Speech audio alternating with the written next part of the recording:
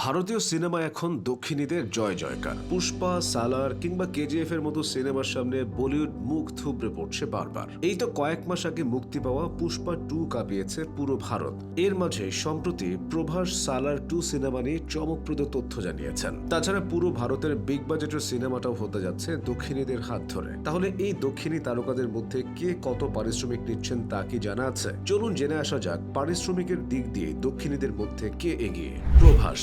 দক্ষিণের সিনেমার নাম উঠলেই বাহুবলী তারকা প্রভাসের নাম চলে আসে সামনে। প্রভাসের অভিনয়ে কল্কি 2898 এডি ছিল ভারতীয় সিনেমার সর্বকালের অন্যতম ব্যয়বহুল একটি সিনেমা। সিনেমাটিতে অভিনয়ের জন্য প্রভাস 150 কোটি রুপি নিয়েছিলেন। এটাই তার জন্য আদর্শ পারিশ্রমিক ছিল তখন। কিন্তু পরবর্তীতে সালার ও কল্কির জনপ্রিয়তায় তার পারিশ্রমিক এখন আরো বেড়েছে। শোনা যাচ্ছে সালারের পরবর্তী সিকুয়েলে এই তারকা 200 কোটিরও বেশি পারিশ্রমিক নিতে পারেন। অবশ্য প্রভাসের রাধে শ্যাম, আদিপুরুষ বক্স অফিসে ভালো করতে পারেনি, তবে এতে তার তারকা খ্যাতি একটুও কমেনি।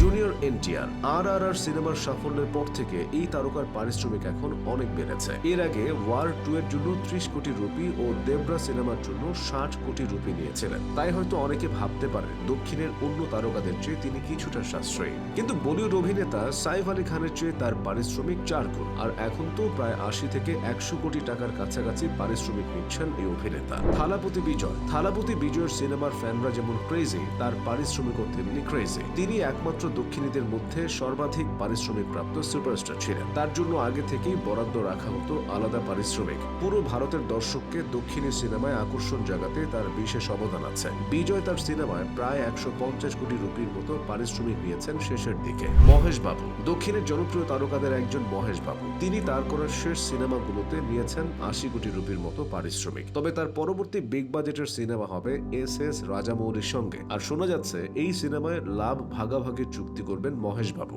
এটি একটি বিগ বাজেটের প্যান ইন্ডিয়ান সিনেমা হবে। রামচরণ। দক্ষিণের আরেক জনপ্রিয় তারকা রামচরণ। আগে থেকেই মোটা অঙ্কের পারিশ্রমিক নিতেন এই তারকা। তার গেম চেঞ্জার সিনেমার জন্য তিনি পারিশ্রমিক নিয়েছিলেন 150 কোটি রুপি।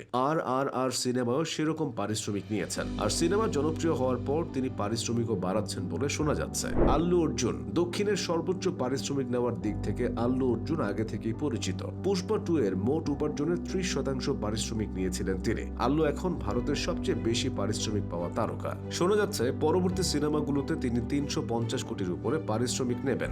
যশ। কেজিএফ সিরিজের মেগা সাফল্যের পর যশ তার পারিশ্রমিক আকাশচুম্বী বাড়িয়েছেন। রামায়ণের জন্য তিনি 150 কোটি রুপি পকেটে ভরেন। নিতেশ তিওয়ারির সিনেমাটিতে রাবণের চরিত্রে অভিনয় করছেন তিনি। কমল হাসান। বিক্রমের সাফল্যের পর কমল হাসান ইন্ডিয়ান 2 এর জন্য পারিশ্রমিক নিয়েছেন 150 কোটি রুপি। আর এরপর থেকে তার পারিশ্রমিক 150-এর ঘরে ওঠানামা করছে। রজনীকান্ত। দক্ষিণের বিখ্যাত তারকা রজনীকান্ত। স্টাইল, লুক আর অভিনয় সব মিলিয়ে পুরো ভারতের সুপারস্টার তিনি। জেলার সিনেমার সাফল্যের পর 250 কোটি টাকা পারিশ্রমিক নিয়ে এশিয়ার সবচেয়ে বেশি পারিশ্রমিক পাওয়া অভিনেতা হয়েছিলেন রজনীকান্ত। থালাইভার 171 এর জন্য পেয়েছেন 200 কোটির উপর পারিশ্রমিক। আর সামনের সিনেমাগুলোতেও এই অভিনেতার পারিশ্রমিক কমবে না, বরং আরো বাড়বে বলে ধারণা সমালোচকদের। এমনই মোটা অঙ্কের পারিশ্রমিক পান এখন দক্ষিণী তারকারা, যা অনেক বলিউড অভিনেতার থেকে কয়েক গুণ বেশি। এমনকি কোনো বলিউড সিনেমার বাজেটের সমান পারিশ্রমিক পাচ্ছেন এই তারকারা।